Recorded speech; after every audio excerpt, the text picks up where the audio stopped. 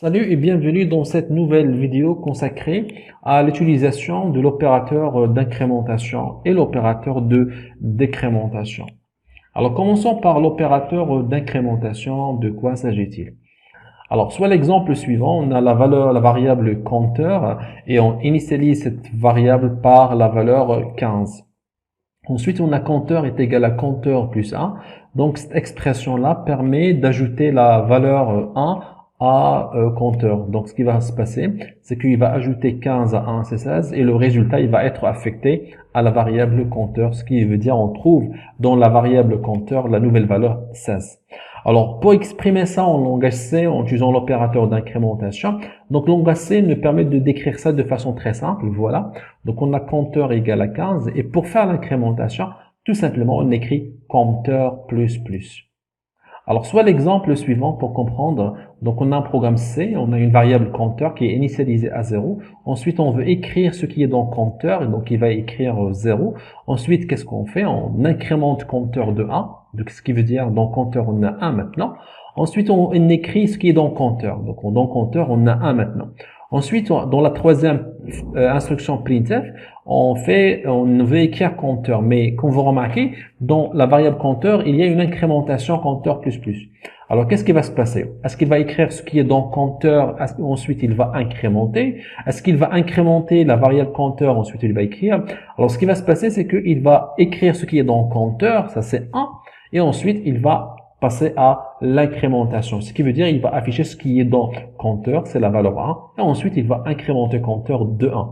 Et ensuite, alors maintenant dans compteur on a 2, on passe à la dernière instruction dans printf. Dans ce cas-là, il va écrire ce qui est dans compteur. Ce qui est dans compteur, c'est 2, et voici le résultat que vous allez voir sur l'écran, c'est 0, 1, 1, 2. Donc, d'une autre façon, voici le programme, c'est le même programme. Donc ici, dans la première printf, il va écrire compteur, ensuite il va incrémenter compteur plus plus. Donc il va ensuite faire appel à l'instruction printf, donc il va écrire ce qui est dans compteur. Ce qui est dans compteur maintenant, c'est 1, parce qu'il vient d'être incrémenté. Ensuite, on va écrire une autre fois ce qui est dans compteur, sans modification. Et ensuite, on fait l'incrémentation de compteur plus plus, et à la fin, on écrit ce qui est dans compteur, c'est 2. Donc, comme vous remarquez, au lieu d'écrire deux instructions, c'est printf et ensuite l'incrémentation, on peut les regrouper dans une seule instruction. Alors, toujours, on reste dans l'incrémentation et dans ce cas-là, on va voir le cas où parfois on a avant la variable l'opérateur d'incrémentation et aussi on peut placer l'opérateur d'incrémentation après la variable, ce qu'on appelle soit il est en préfixe, soit il est en suffixe. Alors pour comprendre ici, voici un exemple. Donc on a la variable compteur qui est égale à 0, ça c'est 1. Ensuite, alors on veut afficher ce qui est dans compteur. Donc ce qui est dans compteur, c'est 0. Ensuite, compteur plus plus, l'incrémentation, où on lui demande d'écrire ce qui est dans compteur, il va nous écrire 1.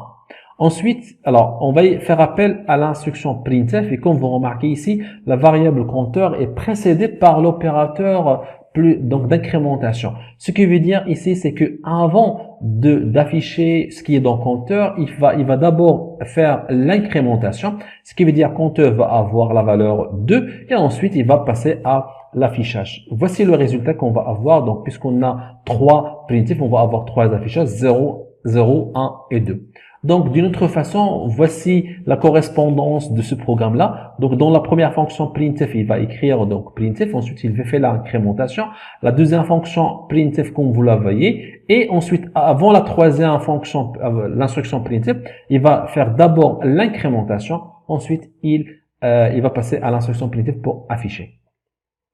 Donc ici, dans une expression, lorsque la variable est précédée par l'opérateur d'incrémentation, il va d'abord incrémenter, ensuite il évalue l'expression. Si l'opérateur d'incrémentation vient après en suffixe, vient après la variable, dans ce cas-là, il évalue l'expression, ensuite il passe à l'incrémentation. Alors, passons maintenant à l'opérateur de décrémentation. En fin de compte, l'opérateur de décrémentation, c'est le même que l'opérateur d'incrémentation. La différence, c'est que l'autre, il ajoute une valeur de 1. Alors, l'opérateur de décrémentation, il retranche 1. Donc, voici l'exemple. On a compteur égal à 15. Compteur est égal à compteur moins 1. Donc, pour écrire ça en utilisant l'opérateur de décrémentation, tout simplement, on écrit compteur moins moins. Donc, voici un exemple d'opérateur de décrémentation.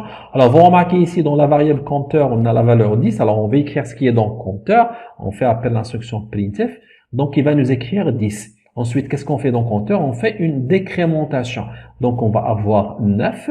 Donc, ensuite, on écrit ce qui est dans le compteur. Il va nous écrire 9. Ensuite, dans la troisième printf, on veut écrire ce qui est dans le compteur, mais d'abord, il y a compteur moins moins. Donc, qu'est-ce qui va se passer ici? Il va d'abord écrire ce qui est dans le compteur, ensuite, il va faire la décrémentation, ce qui va écrire une autre fois 9, il va faire la décrémentation, et dans ce cas-là, on va avoir 8.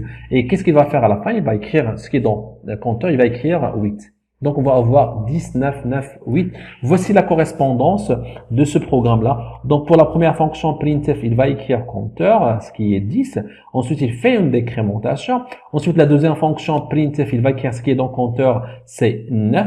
Ensuite, dans la troisième instruction printf qu'on va remarquer, il va écrire ce qui est dans le compteur, c'est 9. Et ensuite, il fait la décrémentation. Et ensuite, il affiche ce qui est dans le compteur, c'est 8.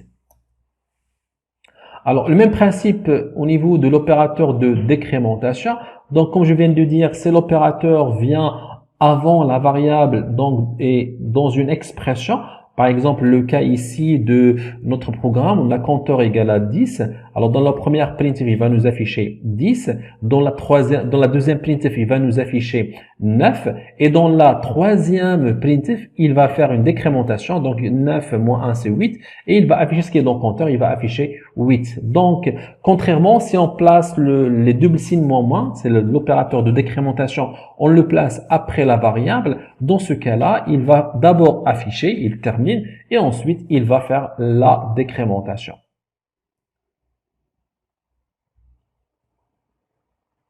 Voilà en ce qui concerne l'opérateur d'incrémentation et l'opérateur de décrémentation. Je vous dis merci d'avoir regardé cette vidéo et je vous dis bonne continuation et à très bientôt.